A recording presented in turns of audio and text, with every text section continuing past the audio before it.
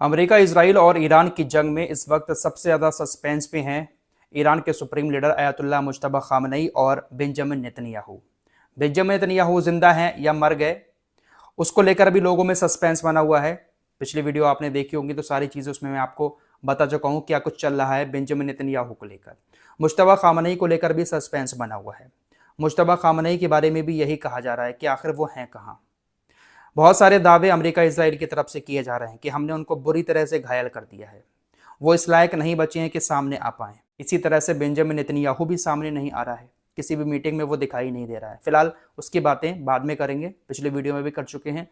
इस वीडियो में बड़ी खबर ये है कि मुज्तबा खामनेई को लेकर ऐसे दावे किए जा रहे हैं कि मुज्तबा खामनेई ईरान में है ही नहीं। दरअसल मुज्तबा खामनेई के ऊपर अमेरिका इसराइल ने जो हमला किया, उस हमले में मुज्तबा खामनेई बहुत ज़्यादा गंभीर रूप से घायल हो चुके हैं। अब ये हमला कब हुआ था? जिस दिन अली खामनेई की मौत हुई उसी दिन इनके ऊपर भी हमला हुआ था। ये लोग एक ही जगह पर मौजूद थे। उस हमले में इनको बहुत ज़्यादा चोट लगी थी, जिसकी वजह से इनको ईरान से रशिया ले जाया गया है।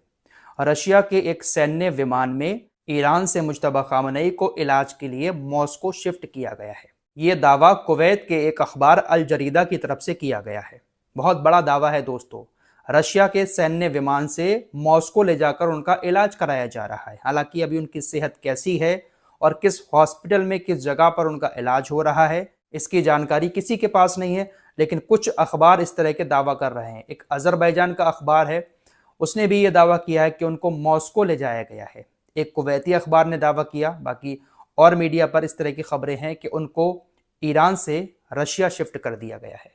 इसलिए वो सामने भी नहीं आ रहे हैं, उनका कोई रिकॉर्डेड भाषण भी नहीं दिखाया जा रहा है टीवी पर, न ही उनकी आवाज़ में कोई भाषण अभी तक ईरानी मीडिया पर दिखाया गया है। हालांकि हम इस खबर को तब तक सही नहीं मानेंगे जब तक ईरान की तरफ से कोई स्टेटमेंट इस मामले पर नहीं दिया जाता है। अगर ईरान ऑफिशियली इसको बताएगा कि हाँ उनको रशिया ले जाया गया है, तभी यकीन किया जाएगा। वैसे IRGC ने कल के स्टेटमेंट में ये साफ कर दिया था कि मुज्तबा खामनेई पूरी तरह से सही सलामत हैं, जिंदा हैं, उनको किसी तरह की कोई चोट नहीं लगी है। फिलहाल पिछले 4-5 दिनों से मुज्तबा खामनेई और नेतन्याहू को लेकर सस्पेंस अभी भी लगातार बरकरार है। दोस्तों, अमेरिका और इजराइल ईरान को हर तरफ से फंसाना चाहते हैं। अमेरिका इजराइल पूरी कोशिश में लगे हुए हैं कैसे भी करके कोई ऐसा मौका मिले कि पूरी दुनिया ईरान के ऊपर टूट पड़े। आपको 9/11 का हमला याद होगा, जो लोग बच्चे थे शायद उनको याद ना हो। 9/11 का हमला वो था जब वर्ल्ड ट्रेड सेंटर पर अमेरिका के अंदर हमला हुआ था। उस हमले का आरोपी अमेरिका ने उसामा बिन लादेन को बताया और उसके बाद उनको मार भी दिया। फिलहाल अब ईरान को भी कुछ इसी तरह से ये फंसाना चाहते थे। ईरानी सुरक्षा परिषद के ये जो अधिकारी हैं लारिजानी, इन्होंने कहा ट्वीट करते हुए कि मैंने ऐसा सुना है कि एप्स्टीन की टीम के जो मेंबर बचे हुए हैं वो मेंबर 9/11 जैसा हमला करके ईरान के ऊपर उसका इल्जाम लगाना चाहते हैं। 9/11 में जैसा हमला अमेरिका के अंदर हुआ था वर्ल्ड ट्रेड सेंटर पर, उसी तरह की हमले की साजिश एप्स्टीन की टीम के लोग ईरान के खिलाफ रच रहे हैं कि ऐसा हमला दुनिया में कहीं पर किया जाए और उसका इल्जाम ईरान के ऊपर लगा दिया जाए ताकि पूरी दुनिया ईरान के ऊपर टूट पड़े। इन्होंने कहा कि ईरान ऐसे आतंकवादी कार्यक्रमों का घोर विरोधी है और उसका अमेरिकी जनता के साथ कोई युद्ध नहीं है। इनके बातों का मतलब आप समझ रहे हैं। शायद ये इशारों में ये बात कहना चाह रहे हैं कि 9/11 का जो हमला अमेरिका पर हुआ था वो भी किसी न किसी साजिश के तहत ही हुआ था और ऐसा ही हमला एक बार फिर से अमेरिका में करवाकर उसका इल्जाम ये ईरान के ऊपर लगाना चाहते हैं। कौन लोग? एप्स्टीन, वही एप्स्टीन जिसके हाथों में दुनिया भर के तमाम नेताओं के काले करतूत थे। फिलहाल एप्स्टीन तो मर गया है, उसकी टीम के कुछ लोग बचे हैं, तो वही लोग अब ऐसी साजिश ईरान के लिए रच रहे हैं, ऐसा दावा इन्होंने किया है। कोई बड़ी बात नहीं है दोस्तों, ये लोग कुछ ऐसा कांड कर दें दुनिया के सामने, ईरान को ऐसा विलन बना दें कि पूरी दुनिया ईरान के ऊपर टूट पड़े, इसमें कोई बड़ी बात नहीं है। फिलहाल अरबी देशों को ये ईरान के खिलाफ लगातार करने की कोशिश कर रहे हैं। कभी किसी देश पर मिसाइल अटैक हो रहे हैं, ईरान कह रहा है हम नहीं कर रहे हैं। कल मैंने आपको एक खबर बताई थी कि सऊदी अरब के ऊपर बहुत सारे ड्रोन अटैक हुए, ऐसी जगहों पर हुए जो रिहायशी इलाके हैं। ईरान अरबी देशों से लगातार ये दावा कर रहा है कि हम आपके देश में उन ठिकानों को निशाना बना रहे हैं जो अमेरिका के ठिकाने हैं। कल जब ड्रोन अटैक हुए तो उसके बाद ईरान की तरफ से कहा गया कि ये ड्रोन अटैक हमने नहीं किए थे, बल्कि UAE से ड्रोन आए आपके देश के अंदर और ये ड्रोन हमारे शाहिद 136 ड्रोन की कॉपी हैं। अमेरिका ने कॉपी बना ली है और अमेरिका ही अपने ठिकानों से आपके ऊपर हमले कर रहा है। हम सिर्फ आपके देश में अमेरिका के सैन्य ठिकानों को निशाना मार रहे हैं, किसी और जगह पर हमले नहीं कर रहे हैं। ईरान ने तमाम अरबी देशों को साफ साफ बोल दिया कि जिसके यहां पर भी ड्रोन अटैक हुए हैं ऐसी जगह पर जहां पर ईरान नहीं कर रहा है, तो वो सारे देश हमारे साथ मिलकर एक कमेटी बनाए, हम आपके साथ मिलकर इन हमलों की जांच करेंगे। आप हमारे साथ आए, हम जांच करेंगे आपके साथ मिलकर कि ये हमले कहां से हो रहे हैं, कौन कर रहा है और जो हथियार इस्तेमाल हो रहा है वो किसका है।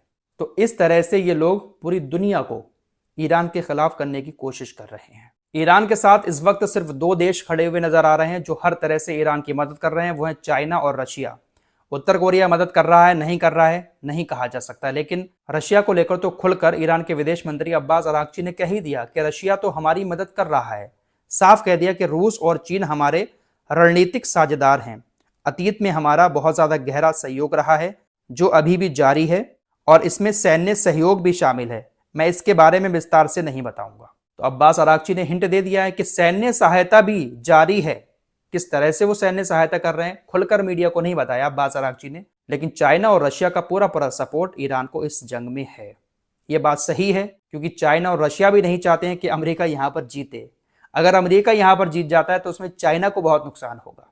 अब्बास अरागची की तरफ से लगातार मीडिया पर बात की जा रही है, लगातार वो मीडिया के सामने आ रहे हैं, इंटरव्यू दे रहे हैं। उसी एक इंटरव्यू के दौरान उन्होंने ये बात कही है। अपनी पिछली रिपोर्ट्स में आप लोगों को बता चुका हूं कि यूक्रेन भी अब कहीं ना कहीं मिडिल ईस्ट की जंग में शामिल हो चुका है। यूक्रेन ने बहुत सारे ड्रोन भेजे हैं ईरान के शाहिद 136 ड्रोन को मारने के लिए। साथ ही साथ इजराइल जो है हो सकता है कि यूक्रेन से कुछ एयर डिफेंस सिस्टम भी मंगाए, क्योंकि यूक्रेन के पास एक्सपीरियंस है रशिया से लड़ाई लड़ने का, उसकी मिसाइलों को रोकने का। तो इजराइल यूक्रेन के डिफेंस सिस्टम को अपने यहाँ पर तैनात कर सकता है। बातचीत दोनों के बीच चल रही है। अब ये सारी खबरें जब सामने आई हैं तो उसके बाद ईरान ने अब यूक्रेन को भी धमकी दे दी है। सीनियर ईरानी सांसद इब्राहिम अजीजी ने यूक्रेन को लेकर बयान दिया और कहा इजरायली शासन को ड्रोन सहायता देने के लिए यूक्रेन भी एक्टिव रूप से इस जंग में शामिल हो चुका है और संयुक्त राष्ट्र चार्टर के अनुच्छेद 51 के तहत उसने अपने पूरे क्षेत्र को ईरान के लिए एक वैध टारगेट बना दिया है। यूनाइटेड नेशंस का एक कानून है जिसके मुताबिक अगर कोई देश किसी देश को हथियार देता है, जंग में मदद करता है, तो फिर वो भी सामने वाले देश के निशाने पर आ जाता है। तो अब ईरान के निशाने पर यूक्रेन भी आ गया है। ईरान ने यूक्रेन को धमकी दे दी है। हालांकि यूक्रेन काफ़ी दूर है ईरान से, लेकिन धमकी दे दी है कि आप भी अब हमारे निशाने पर और आप भी इस जंग में शामिल हो चुके हो।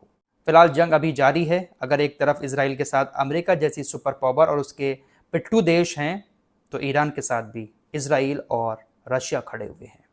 इस रिपोर्ट में इतना ही। कुछ और खबरों के साथ फिर हाजिर होऊंगा। अपना ख्याल रखिएगा। अल्लाह हाफिज़।